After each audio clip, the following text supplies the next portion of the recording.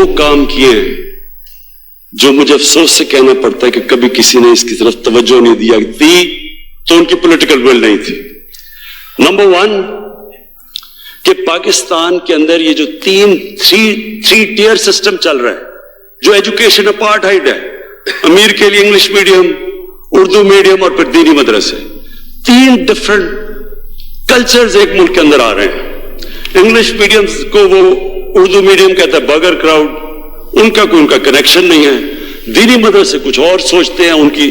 सो ये पहली दफा हुआ कि पहली चीज, एक कोर एजुकेशन सिलेबस इंशाल्लाह मार्च 2021 में सारे पाकिस्तान में लागू हो जाएगा।